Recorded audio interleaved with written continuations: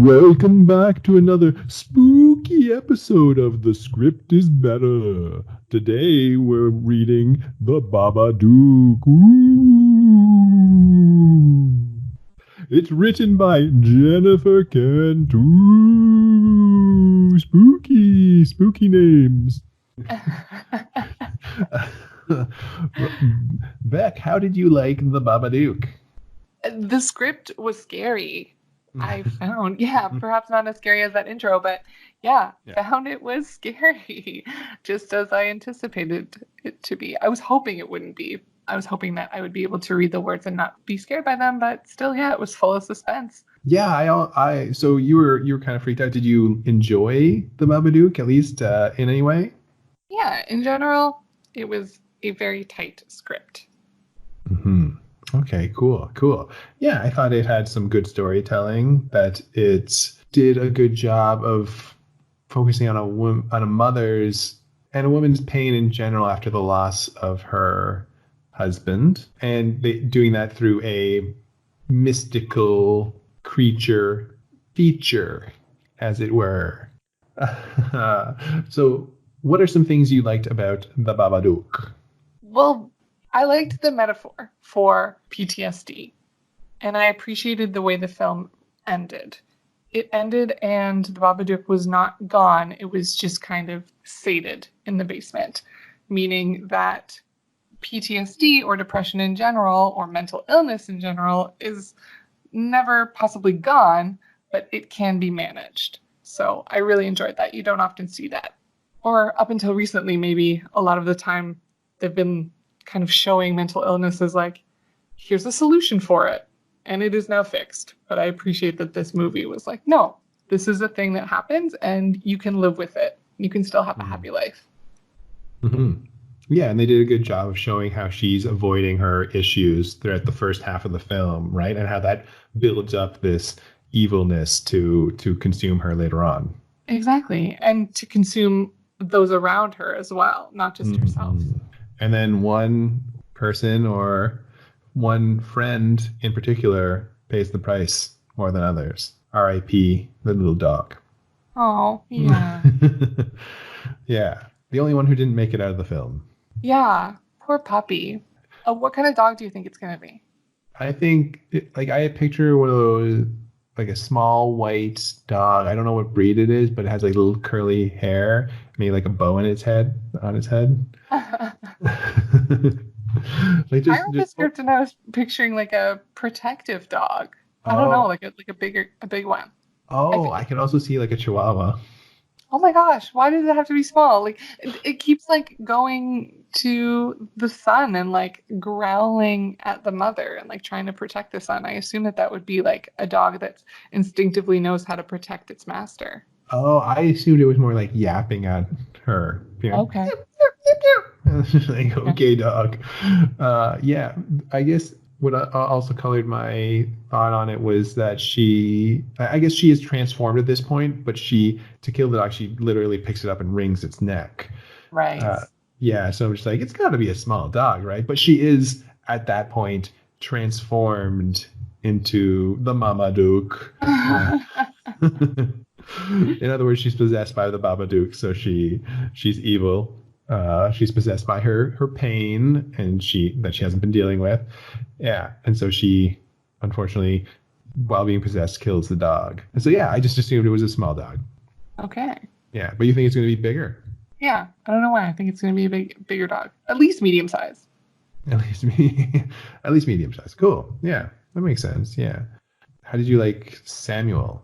I mean, I found the character annoying. Just Okay. yeah, I mean, he was like cute, but also annoying, and I feel as if I would have reacted similarly to her in that situation. Just being like, stop making weapons, stop being afraid of this closet, and like all of these things that you're doing, just stop. There's not some like being doing this stuff. It's you, and you're getting on my last nerve and you're being a little shit. Also, what's with the magic? But in actuality, like you for the character, it was good. Yeah, you famously hate magic, so I like magic. I just don't love magicians. sure. I've been scarred, okay? Don't date a magician. Every day they're like, "Is this your card?" Like, no, stop doing the card trick.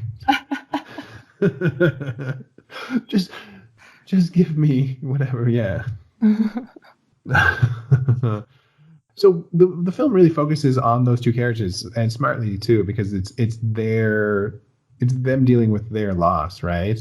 Yes. In two different ways. Yeah. And so you have other characters in the first half of the film who are more, or first half of the script, I should say, who are more peripheral, and they don't really feature very much in the second half, which I think was really smart because the first half is really set up for the big action that's going to be in the second half. I thought they delayed that action well. Like you don't really get much of the Babadook in the first half of the script, just like her dealing with everything. So Yeah. it's cool separation. Yeah. It is, I will say, though, kind of a fast progression. I mean, how old is Samuel? He's got to be like 7 or something like that, right?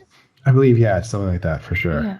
So he's made it this far, and she has made it this far, rather, like 7 years after the death of her husband, and this PTSD, she's been living with it, and it hasn't taken over. But as soon as this book appears, it like ramps up so fast within 2 weeks.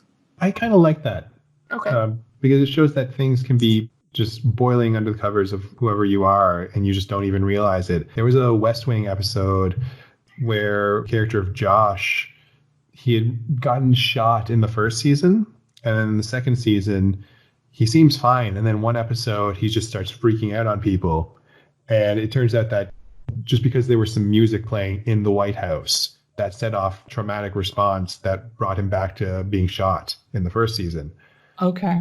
Yeah, and so there's just little things, right? Maybe it was just like her son being taken out of school, or like the way her son was acting in some way in trying to fight. Like it's just bringing these things back. Absolutely. The film did well, in my opinion, by showing the dream of her husband, of the car crash where her husband dies, but not really touching on it again until later on. Yeah. When do we see it again? Is it in the basement when Samuel is playing with the clothes? Probably. That's probably when we get a good idea of like that he died and that That he played violin? yeah, all these things that come up after you're dead, right? Yeah. This guy played violin. He had hobbies. Okay, so all of her husband's stuff, Samuel's dad's stuff, is kept in the basement, and Mhm. she keeps all of that stuff locked away. So Samuel is not allowed to go to the basement and see any of it, and thus he's not allowed to really learn about his father, who he's never met. How do you feel about that? Do you agree with what she did? You know, I don't know if I'm in a position to comment on it. I'm not a parent in any way. And I think I could see both ways being right and both ways being wrong. Like telling him or like allowing your son to connect with your dead father and keeping that locked away like that was all part of the past. I think it would be a case by case basis, in my opinion. Interesting. Okay, cool. Yeah. Do you feel differently? Yeah, I mean, I judged her for sure. I also am not a mother, so I can't say for sure what I would do in that situation, but I just think that in the situation of, being adopted or, being like a sperm donor child, I could see keeping that from the kid until a certain age and then being like, okay, so this is what's up. If you want to meet your biological parent and they want to meet you, then we can do that. Otherwise, things are good this way, and I'm definitely your parent. But in this situation, I'm like, this was just an accident. Like, his father died and wasn't a part of his life by accident, not on purpose, And so I feel as if Samuel should get to know the person and should be able to learn kind of from the memory of his father. I think that even though the father has passed away, learning about his dad, he can still kind of glean some things about being, a man from just his memory. Yeah, that is fair. And maybe the way this movie goes about it, like that's telling in itself in that if she had been able to open up and tell her son more about his father and let him interact with that in at the same time going through the process of grieving for her husband and still being able to connect with that past, maybe in that case, the Babadook would never have come up because she would have dealt with that trauma that way. True. Yeah. So maybe that is the better route. Yeah. It's just hard, right? Like you go through any kind of traumatic experience. Yeah. It's hard to not want to just like distance yourself from it in general. And you can definitely empathize with that like turtling instinct. Oh, for sure. Yeah. So the Babadook wasn't the only kind of exterior representation of, or physical representation of what she was going through. There was also the cockroaches, and I can't really say what that was about. Do you understand? The cockroaches are weird, right? No, I don't understand the cockroaches, but I like the one thing that I had a thought on was that it was just again like I think it was a symbol of her depression of some sort. In that the first time we see the cockroaches, it's in her car when she's driving along. So she's driving the car and she's singing, she's happy, she's great. It's like she's on top of the world. Then she feels a cockroach on her leg. She freaks out. She like blocks it away. She knocks it away. She's like her mood like shifts, and then as soon as it's gone, like as soon as she knocks it off her leg, she's back to being on cloud nine, singing along to the song. So that really felt to me like it was another example of depression where you can have these wild mood swings where you can be like on cloud nine, like I said, and then down to a depressive state, down to like a sad, the world is crap, and then back up to 100 again. Right. Yeah, that makes sense. And sorry, did you touch on The Wall? You didn't touch on The Wall, right? I didn't touch on The Wall. No, The Wall is a Pink Floyd album. And it's probably my favorite Pink Floyd album. But so the cockroaches, as you said, they were on her leg in the car, but they end up appearing behind her fridge, coming from this hole. And when that happened, I was like, wait, is this car accident like fake? Did she kill her husband? And is he in the wall? And is that why there's a bunch of bugs? Because he's rotting. And that was just like a throwback or a memory of American Horror Story Season 1, spoiler, because that happened to the daughter in that season. And so I was like, yeah, this must be what's up. But that was way off. So I have, again, just furthering I didn't fully understand the cockroaches, but I could see how a mental illness starts to like kind of mess with your head and you don't necessarily know what's real or not. Yeah, exactly. And then those cockroaches end up not even being there. Yeah, child services come by to see if everything's cool because Samuel was taken out of school near the beginning of the film. And this is at the same time that she's peeling back the wallpaper because the cockroach is coming out and they don't see anything. There are no cockroaches. Yeah. And everything's fine. So yeah, it's definitely mostly in her head, at least at that point. And yeah, it's just another example of either the magic, the mystical forces haunting her, or more realistically, the pain and trauma that's haunting her. How did you like Amelia in general before she transforms into the Babadook character? I mean, I liked her. She's doing all she can to be a single mother, and she has a good job, and she's caring for the elderly, and she's caring for a little boy. So that shows that she's got a big heart. And she has those flirtatious moments with her coworker. Yeah, she had a fun kind of sense of humor too. I remember the bingo scene. She was cracking some joke. Yeah. So I thought she was a good character in general. And I mean, as much as it sucks that we were like focusing on this mental illness, that this character had this mental illness, it was fun to follow this character in particular along that path. You were really rooting for her throughout the experience. Yeah. Yeah. Do you find any plot holes in the script or anything that really was glaringly wrong that you found? No, I story-wise, plot-wise, I thought everything was pretty sound. The only thing that I didn't love about the script was like the staccato nature of the narrative. Like there were very short sentences to tell you how the action was going, and I assume in that way it was because Jennifer knew she was going to be the director, and so she was kind of writing down what the shots would be as she was writing the narrative. So she'd be like, she shuts her eyes. Bits of dirt and debris fly past her face. There's no sound. The effect is strangely beautiful. Like all these like little sentences made it choppy for me and felt more like an action film when it was really just more of a psychological thriller. Yeah, that's fair. This being an Australian script, I'm hoping that we see some Australian actors in it. Maybe Nicole Kidman Oh, as the titular Amelia. yeah. Titular. I guess technically should technically be the Babadook as well. But, but more, so yeah, Marmaduke. Nicole Kidman is going to play the Babadook, and then what is it? Naomi Campbell is she Australian too? Is going to play Amelia. We never see Nicole Kidman's face, and then Hugh Jackman will play the love interest. that and floats that into that a couple times. and you have now exhausted your knowledge of all Australian actors. Well, yeah, But yeah. Naomi I Campbell, saw that movie Australia for at sure. one time. Naomi Campbell is a model Shoot. and she's Okay. English. Oh, okay. No, okay. There's isn't Naomi something? Naomi Scott, maybe? Naomi Watts is who you're talking Naomi Watts. Yeah, she was in King Kong. about. Yes. Yeah, I think she's friends with Nicole Kidman. So. Yeah, all the famous Australian actors would be. There's just like Yeah. a little circle of them. And Yeah. it's just three people. It is just three people for sure. And that's where 99% of their economy comes from. Exactly. These three people. Yeah. Well, who knows? I'm sure that they'll have many non-Australian actors in the film, but Many, even though there's only like 4 parts, 5 parts. yeah, I mean the other two parts will be non-Australian actors Perfect. because we've exhausted the three Australians. Yes.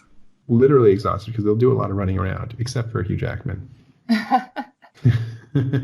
What do Yeah. you think the Babadook's gonna look like? I thought it was going to be like spider-like or insect-like. Maybe he'll look cockroach-like. Maybe that's part of the cockroachy thing. Like he wears a mask, right? But Yes. I think when the mask comes off, he'll be insect, cockroachy, spider person because I think she even when she's possessed, she's crawling on the walls or something. Yeah. But then his arms become kind of bat-like in one scene as well. So I'm Oh, like, is he right. like more animal looking? Right. He's just generic monster guy. Yeah. Maybe, yeah. We kind of moved away from the mental illness section of it, but I do want to ask you one more question about it. Yes. Jennifer Kent was the one who wrote this script. Do you think that she had any experience with mental illness in a similar way, maybe some trauma that she went through, a loss that she went through, that inspired the script for her before writing it? I mean, I can't say yes or no, but it's such a good physical representation of the internal illness that I think she must have some experience or know somebody who does, or just did a lot of research. And she did do a short film called Monster that has the same premise before she did this feature length version, which maybe was a proof of concept to get funding to do the feature length. But I was just thinking that maybe she didn't feel like she had exhausted the material in the short film version and that it was just so important to her to Mm. kind of dive into it more and give it more time. So I feel like it must have touched her in some way. How about you? Yeah. No, that makes sense. Yeah, for sure. Especially if she's doing two forms of this same narrative, then I feel like there must be some kind of history. Yeah.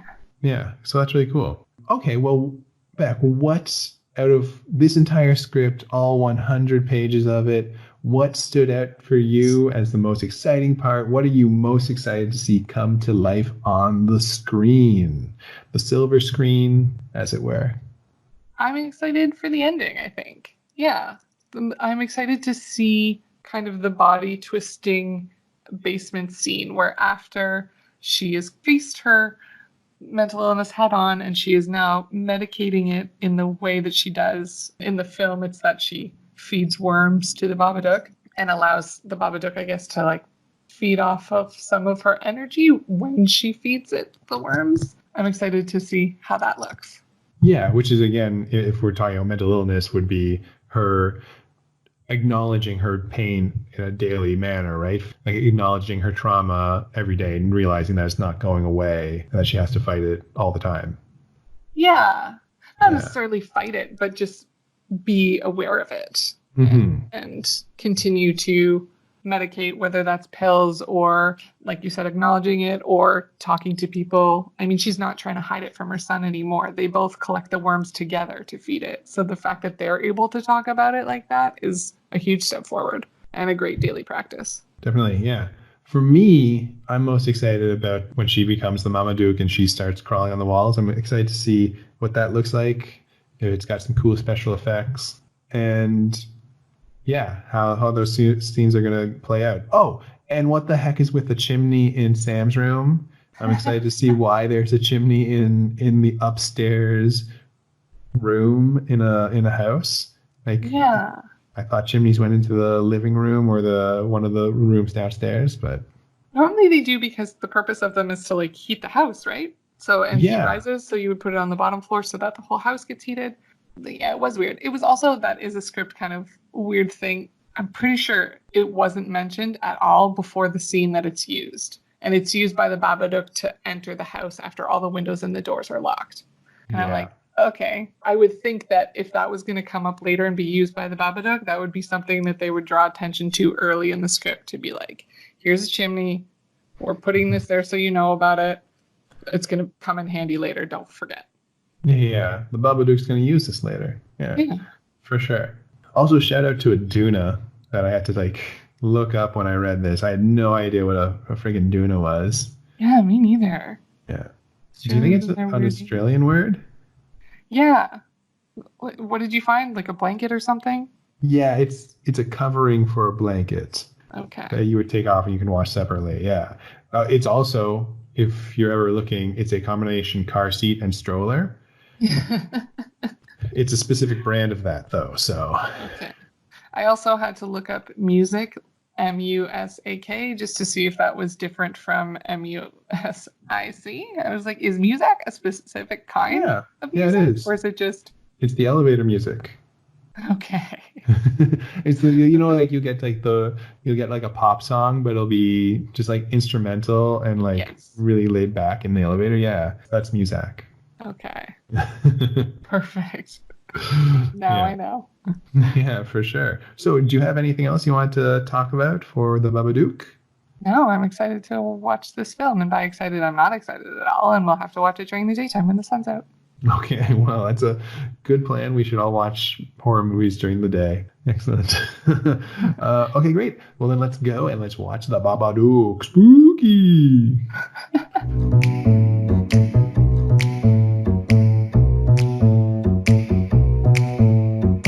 Okay, back here is our mid-episode question for the week. Give us your top 5 favorite TV shows. I can totally do this. Okay, so here's my main criteria for choosing these ones. It's based off of I'm probably going to rewatch these shows. If I land on one of these shows while flipping channels, I'm probably going to keep watching it. And then I am not likely going to be doing something else like playing on my phone while these TV shows are going. So, oh man, I've got a top 10, but I'm going to whittle these down to 5. Okay, so my all-time favorite TV show is Friends. My first email address was like surrounding that show, and I still use it. I just love I that never show. knew that. I've got 2 like pieces of art on the wall. I have tons of T-shirts. I love Friends so much. So definitely that show. Russian Doll is like my new favorite current show, and I really hope that season 2 happens. I know they were talking about it, but I've rewatched that whole season maybe 3 or 4 times already. Love that show.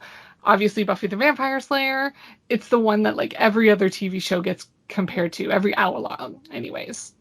It's the bar and it's hard to hit it. But I fucking love that show, and I'm rewatching it right now as well. I'm on season 3. Wow. Yeah. Oh, season 3. Cool. Yeah.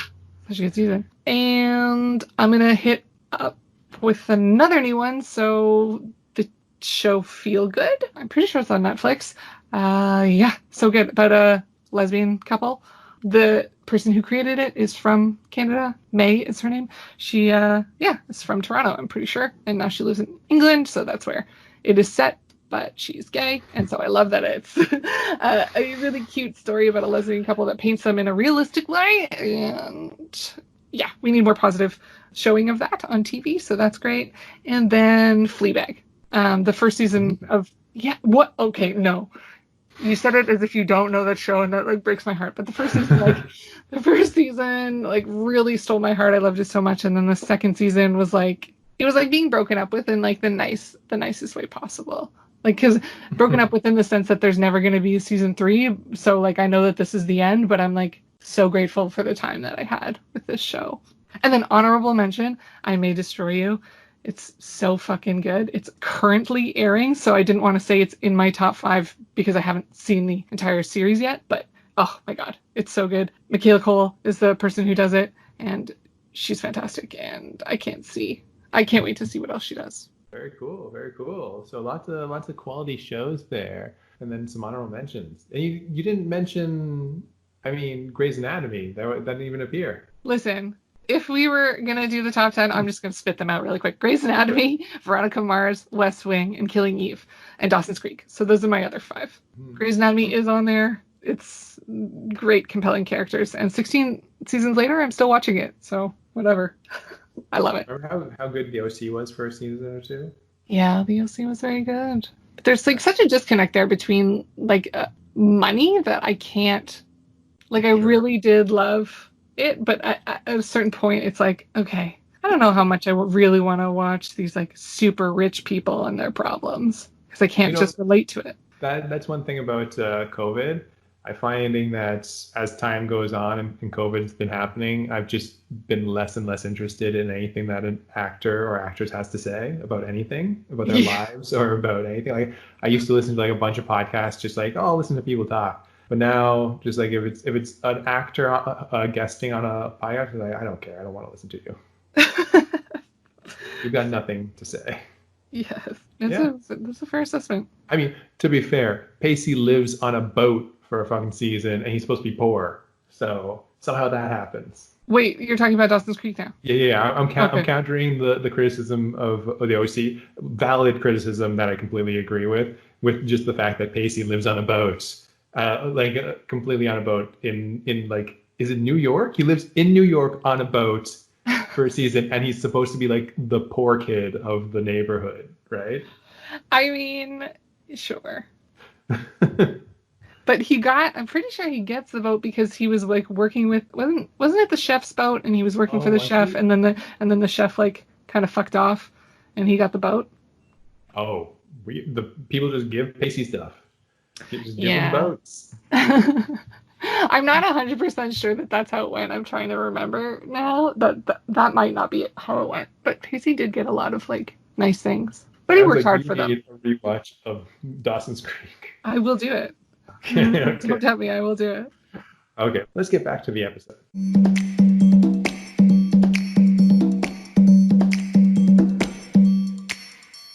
And the spookiness is back with the second half of the Babadook.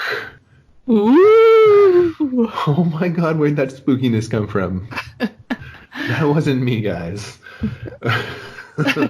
Was it the movie? The movie is talking into our podcast mics? No, I was just wondering if you thought that was my like segue into, did you think the movie was spooky? Oh, I did not think that. Okay. Did I think the movie was spooky? I'm going to give that a hard no. Did you think the movie was spooky? No. No, it was like the least scary horror movie ever, right? Yeah. Yeah. You get like one shot of this creature, maybe two, and then you have Amelia being possessed by the Babadook, but she also, I thought in the script, it seemed to convey that she transforms a little bit. In the film, she does not transform. She just gets a little angry. Yeah. She does like kind of walk a little creepily or like move her head a little bit like jerky at some points. But in general, yeah, she's just like a woman who's irritated. Yeah, slightly irritated. Yeah. You know, yeah, it's true. Okay, we're getting a little ahead of ourselves though. Beck, how did you like the Babadook film? Well, I mean, it wasn't spooky. So yeah, that's true. Yeah, it was the script on screen, and in general, scary movies are not my thing, but this is like scary movie light, and so I feel like I could watch other movies like this one because they're more psychological, I would say, and less for the scares. Right. Yeah, more aspartame than sugar. Oh, okay. I was like, where is he going? Yeah. Yeah, no, of course. Yeah, I think that's a good description. More psychological thriller, than a horror film. I think that honors more what the script is about and maybe the themes that it's trying to talk about. Yeah. But Yeah. on IMDb, the genre is drama horror. Okay. And I'm like, okay, there's definitely some drama. Mm-hmm. Mm-hmm. I'm lacking on the horror a little bit. Yeah. Let's talk about the thriller and why that's not listed on IMDb. Like, come on, guys. Right. Right. So outside of it not really being too scary, did you enjoy the film in general? I enjoyed the film to an extent. For the first maybe 10, 20, 30 minutes, I wanted to murder Samuel. So I think maybe the film brought me into its world really well. Yeah. And the actor playing Samuel did really well in Yeah. that case. His name is Noah Yeah. Wiseman. He like his performance, like you were like, you're an annoying little shit. Yeah, for sure. Maybe they just got a kid and was just like, just be you. Be you. Okay, so we now know how Jonathan feels about children. No, not in general. Like, not really in general. And, I work with children, so Fair. yeah. But this child in particular, it was like, we only got like the bad moments. Yeah. And yeah, maybe he had some redeeming qualities later on, but It sounds like you're asking that question. Like maybe he no, I'm did? not. Did he? I'm not. Like, I'm saying it to an extent, Okay. but but the maybe is more like, were they enough to redeem him that I will like this kid? No. Okay. Yeah. At the end, I'm just like, I don't like this kid. Yeah. Yeah. Like he full on pushes his cousin out of a treehouse just because she's like, this scary thing you're talking about doesn't exist. I was hoping that there'd be like more build for him in the film of like, oh, you can see him getting like really frustrated and feeling like so alone that nobody believes him. And so like he just kind of gets taken over maybe a little bit by the Babadook in that moment and pushes her. But no, he's really just like, shut up. Bye. It's funny that you actually picked out the one thing that I'm like okay with him of doing. Oh my God. She's annoying. Okay, Bye. not that it's good that he pushed his cousin out of the treehouse. That's not a good thing. But I don't know if you think back to your childhood at all, Beck, but Chris and I have talked about our childhoods at some points, and just thinking about boys in general, they fight all the time, and pushing a kid out of the treehouse is not unusual. Like that's bad. Like it's not happening every day, but that is something that could happen. And so that I'm just like, oh yeah, I can see that exact thing happening. Like it would happen, definitely. That's terrifying. Yeah, That's a horror film for me. Don't it's get crazy. pushed out of the treehouse. It's a statement. Don't get pushed out of the treehouse. It's just you in a treehouse, and you're trying to avoid Yeah. being pushed out. And there's just like suspenseful music the whole time. And you just Yeah. like go around the circle and you all stare at each other, just being like, who's going to be pushed out? That's a movie that would keep me on edge the entire time. Would kids keep getting pushed out until the end? No, it's like Clue. It's like one There's only person is one? the pusher. One person Okay. is the pusher, and we don't know who he's going to push. And you're all just like, But we know oh he my is the God. pusher? No. Oh, Only he knows he's the pusher. only he knows he's the pusher. Yeah. Trust no one. Well, yeah, I just feel, are there any walls in this treehouse? No. There's no walls, so you can get pushed out at any time, Yeah. and only one person's going to get pushed. Yeah. Okay. Terrifying. Yeah. I've invented a new game. Well, It's yeah. gonna sweep the nation. No, it's I'm not. sorry for all the kids that get pushed. I'm not worried. Yeah, I'm really not worried. For one thing, I don't think we have a good demo or we don't have a large audience in children. Fair. I don't think we have a large audience. Unfair. Yeah, we've swept the Ottawa, Toronto area. Killing it. Yeah, yeah, for sure, for sure. So you were saying earlier that it's pretty much the script to the film. Did you find any changes?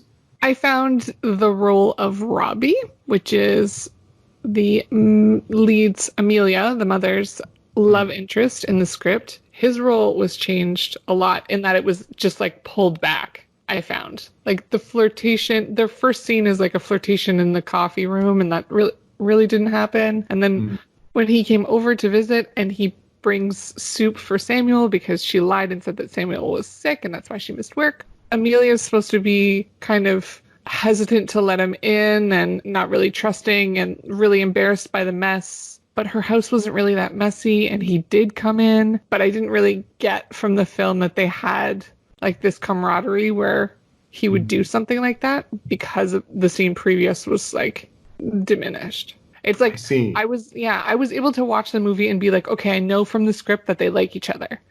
But on film, I'm not really seeing that.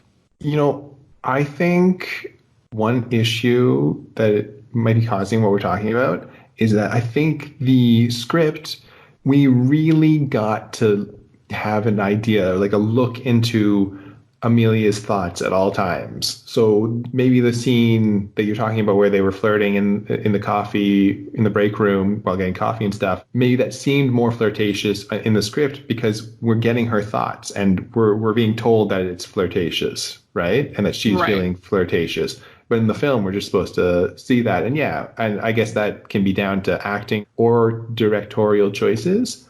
Right. But it felt to me throughout the whole film that it was maybe lacking a bit because of not knowing Amelia's feelings inside, like not knowing how she was feeling at different points.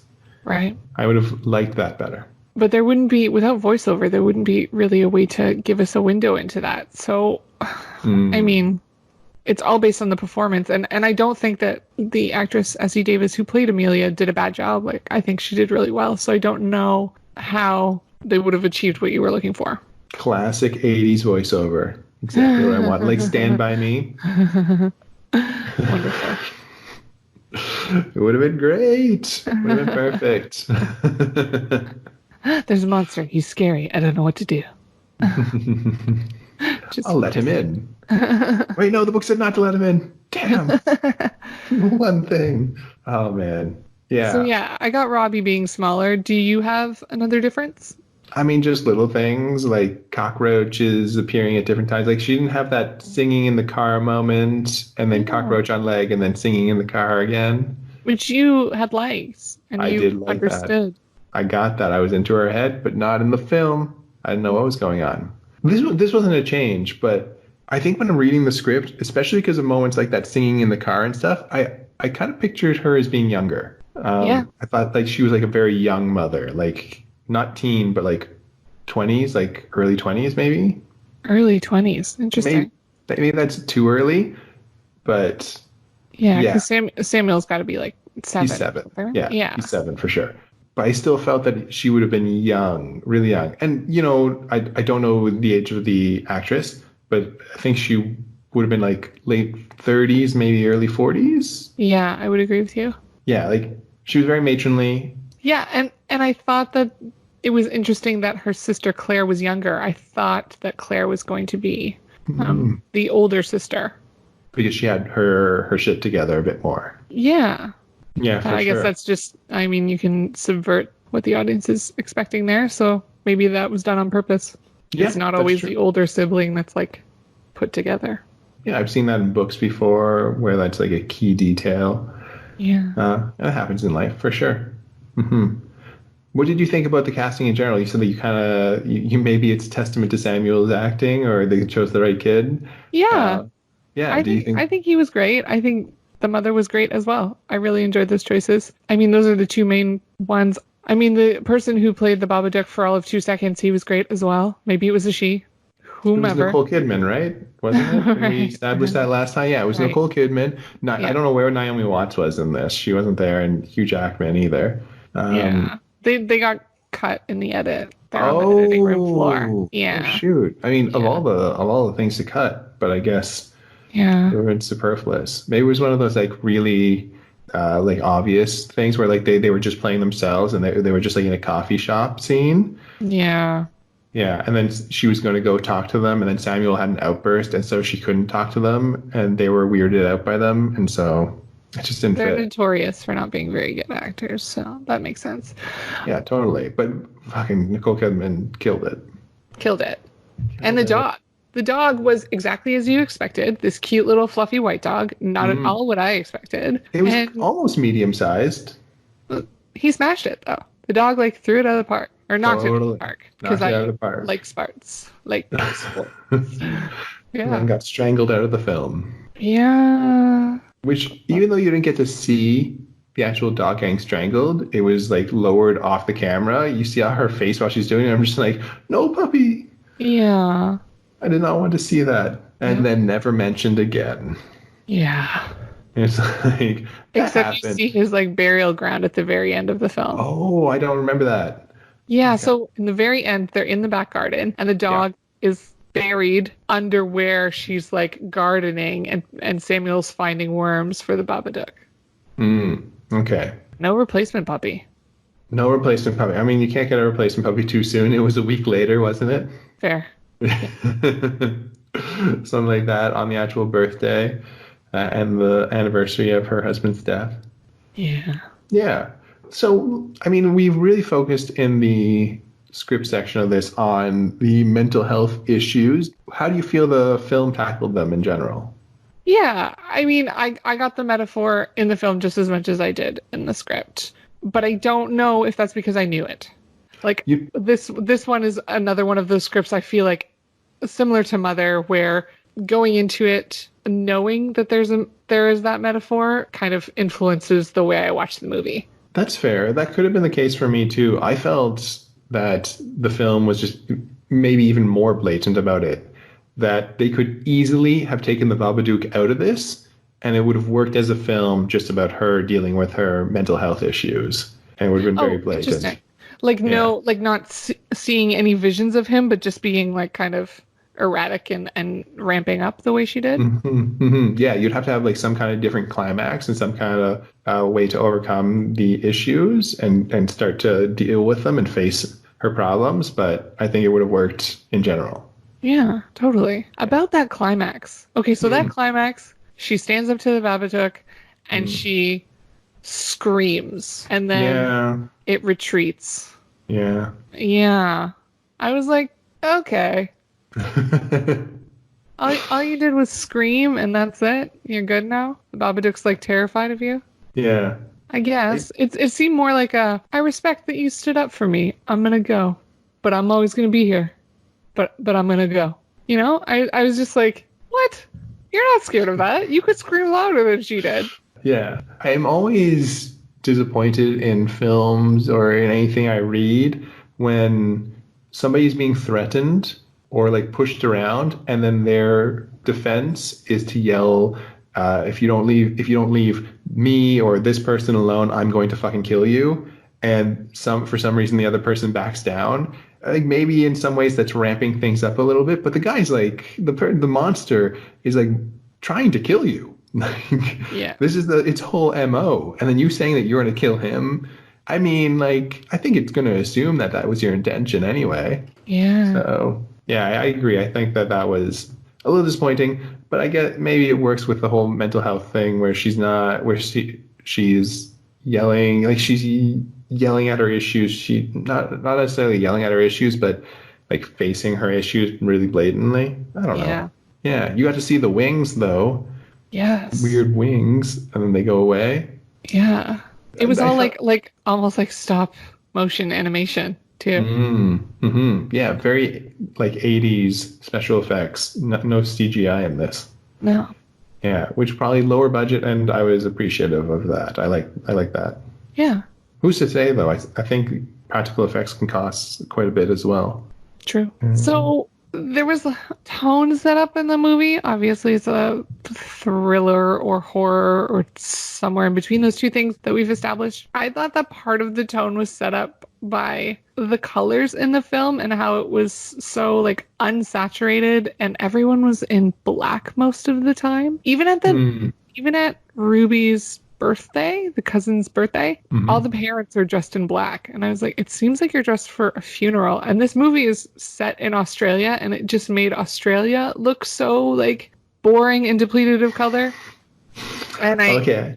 and I feel as if maybe that was through the eyes of what she's seeing because she's so, depressed and has PTSD at this moment. And and has not acknowledged that. So her life in general is just a little bit muted. I wasn't sure if it was that or if it was just a choice that they were like, I just like the look of this color, and I appreciate that mothers in Australia just wear black, even though it's hot as fuck outside. Oh, I don't know. Maybe they do. I mean, Jennifer Kent would know better than I do, but I've only been to Australia a few times. Yeah. Yeah, good observation, though. I didn't really pay attention to that. Did you pay attention to the music? The music, not so much. I didn't feel like it had much effect on me. I didn't really Okay. notice it very much. Yeah. Did you find that like the only sound I was looking out for was the sound of like, I think they use cicadas. Yeah, it sounded like it. As the Yeah. Babadook? Yeah, exactly. Yeah. And like in some ways I thought that was cool. Like any kind of horror film is supposed to take a safe thing and make it unsafe, Right. make it feel unsafe. So like your house, there's a monster in your house. You're supposed to be safe in your house. Oh no! But and cicadas are just such a common thing. They're not dangerous in any way. And you hear them on like a nice night, and now trying to use that to subvert it. But at the same time, it's just like the Babadook was not threatening in any way in this film, and so the cicadas are just like, yeah, it's cicadas, whatever. Okay. I found the Yeah. music to be so powerful. Like I noticed it. I don't know. It just Okay. the film felt very quiet Hmm. most of the time. So when there was like a score put in, I noticed it, and I liked the way that they used music. Like there was one scene where she has the book and it comes back and she rips it up and then she Hmm. throws it in the garbage. And from the moment that she finds the book to when she gets rid of it, the music ramps up. And then as soon Hmm. as she puts it in the garbage and closes the lid, the music cuts Right. out completely at that moment. And I was like, that's cool. Yeah, I remember that for sure. That was a good scene. Yeah. I Yeah. was curious to see who did it. And the gentleman's name is Jed Kurzel. I had never heard of him. But he's an Australian musician and composer. And after this, he went on to do Assassin's Creed and Alien Covenant. So So we'll never hear from him again. No, that's really good. Just I don't think those were. Did you use the music for the games or for the for the movies? film. Okay, yeah, yeah. I don't. Yeah. Yeah, no, that's great. I'm sure his part in those films were great, but I don't think those were widely appreciated as films. Okay, but it's not because of his music. I'm saying that, Exactly. wow, look at this. He did this like indie feature and then now he's doing blockbuster or hopefully blockbuster films. Yeah, Yeah. hopefully they just don't quite do what they should. Oh man. So in the script, you were saying that you were most looking forward to the ending with the twisting and the facing, well, not the facing down, but like going into the basement and talking with the Babadook, defeating Yeah. the Babadook. How did you feel they did that in the film? Was it good? Did it live up to your expectations?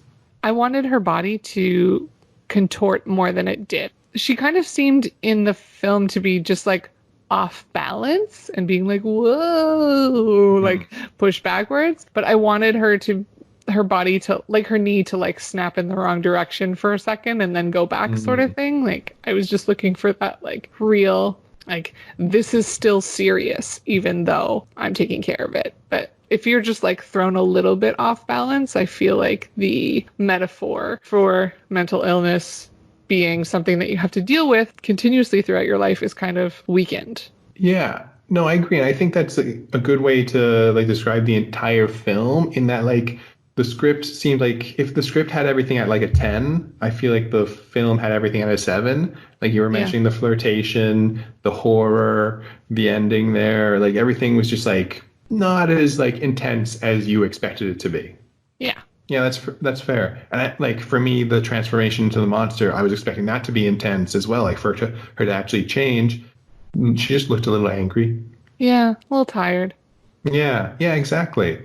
And her one superpower was jumping up onto the top of the door frame, and kicking in a door a bunch, which was Yeah. great. Good Yeah, work. that was good. Yeah, and then she was fine later.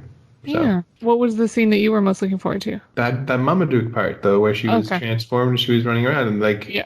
it was a fine scene. Like there were cool shots. Like there was a shot where she starts down. She's looking for Samuel after he escaped her twice using his tricks, and she's coming down the stairs, and you see she's like looking, and he's in the background in the closet, curled up.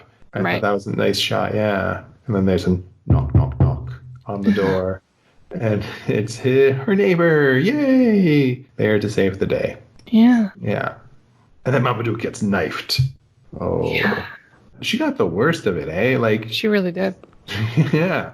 If you take out the Babadook, she had to deal with this kid who was crazy for the longest time and pushing out cousins and doing all this shit, being loud and getting kicked out of, not kicked out of school, but needing extra supervision at school and not letting her sleep at all. And then she gets angry and she starts chasing him around the house.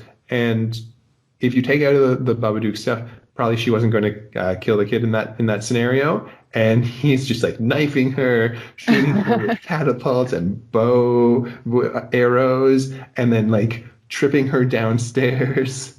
Yeah. She is just like, this is a Home Alone level shit going on here. But there's no robbers. It's just There's no robbers, just the Babadook robbing the joy out of their lives. so the Babadook, we talked about how like not very scary and you see his wings at one point and you only see his face for like a frame fully. And after watching the movie, I was like, did I miss it? So I Googled it to try and find out where it happens. And I found that this is one of the most paused moments in horror films. Oh, okay. Yeah. And there's like one still of his face when he like drops from the ceiling and goes into her mouth.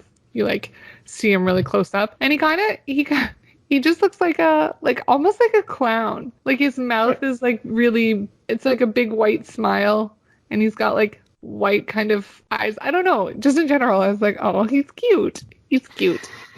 Little cute guy. Like an old man. Yeah. Just a little cute guy with your little hat and your jacket. Just gonna be like, hi. It's just their grandpa they all forgot about. Yeah. Yeah. Exactly. Who is literally climbing down chimneys Yeah. at one point. And in the film they never set it up, just like in the script. Yeah. Just like, yeah, it's just a random chimney. Yeah. And it's just one shot. It's just like a hand coming down the chimney and then that's it. Yeah. We don't even know that that's a chimney in the film. We're just supposed to assume this metal thing in the corner is a chimney. Oh man. Yeah. So I thought maybe I heard this about a different horror film, but I thought it was supposed to be where you could go through the film a second time and you were supposed to be able to see the monster in different locations, having not realized that he was there the first time around. But like watching the film, I didn't find it didn't seem like there was any Babadook anywhere. I mean, you saw him where you were supposed to see him. Like he was in the cartoons that she was watching on the TV, and he was in the background of his neighbor's house, her neighbor's house. But yeah, you never like saw his face in those moments. He was very like covered up. I'm shy. Yeah. Don't look at me. Poor little grandpa. Let me in. I'm cold. Poor guy. But then he was defeated, and now he lives in the basement, so everyone's happy, right? Exactly. And he gets his worms. Yes. A fun twist on this, another way to look at him is as a gay icon. Okay. Yeah. You really have to... happened. How this happened is that somebody was searching LGBT movies on Netflix, and the second listing was The Babadook, and that was just like an error, like a coding error or whatever. Right. And it went viral after the person posted a screenshot of it. And so there's so many memes and him like just covered in rainbows, and everyone's super excited about him being a gay icon, which like makes the movie a little bit cuter. Like, yeah, you're like trying to come out of the closet, like, you just want friends, and these two people are like, no, go away. I thought that was really funny. And then so I found an article where the founder of Men's Gay Lifestyle magazine, His Kind, wrote about it, and what he's saying is very true, so I'm just going to read that really quick. Okay. That Babadook ultimately tells an LGBT narrative of being cast to the shadows, manifesting identities in closets, and to live up to modern stereotypes, wearing all black. In the end, he comes out of his shadows and shares his truth with those he loves. Okay. Yeah. It's just a coming out story. Sure. And then they banish him to the basement and just give him food. Like, can we stop banishing gays to the basement, please? And feeding them. Okay. Yeah. I see what you're saying. Yeah. Okay. I think we've stretched this as far as we can go. Unless you have anything else you want to say about the Babadook. No. I there was just one scene where I was like, oh, where you see her husband, she has that vision of her husband and then his face gets slashed. It's literally like his head gets slashed Hmm. in half and then the top half like slides off. And I was Yeah. like, that was gory for like out of nowhere. And is that how he died in the car? Yeah, they never go into it, eh? No. I was just like, that was a moment. Okay. The moment in time we had that, now it's gone. Yeah. Well, it That's was all. It's a cool. big icon. A big AI icon, yeah. Flash faces and everything. Okay, Beck, which one did you like better then? The script or the film? I mean, I know we ragged on the film a lot, but I'm gonna say I like the film better based off of the performances of the two actors and the music. And the LGBT factors, right? Totally love my Okay. gay peeps. Fair enough, fair enough. I'm just gonna stick with the script on this one because I felt we got a lot more out of it. And when they cut the Hugh Jackman and Naomi Watts scenes, that really took away from the film in general for me. Totally But Aussie voices throughout it, that was refreshing. That was fun. love those. Still, script. Boom. Okay, let's put aside the Babadook. Let's stick the Babadook back into the basement where it belongs, and we can get twisted as we listen back to this podcast later. And let's move on to what we're going to read next, Beck. What do we have on the docket? I've been wanting to do this one for a long time, so next week we're gonna do Tootsie. Okay, cool, cool. Who wrote Tootsie? I don't know I mean, like You I do did know not. his name is Larry Gelbart, but I've never heard of him. Is what I meant by I don't know. I know of Tootsie because it stars Dustin Hoffman. He's gotten some like not great press with the Me Too stuff, and so I was hesitant, but we're just gonna go for it. We're doing Tootsie. Fun. Let's check it out. That's All right. Well then, see you next time, Beck. it. See you next time, John. Latro.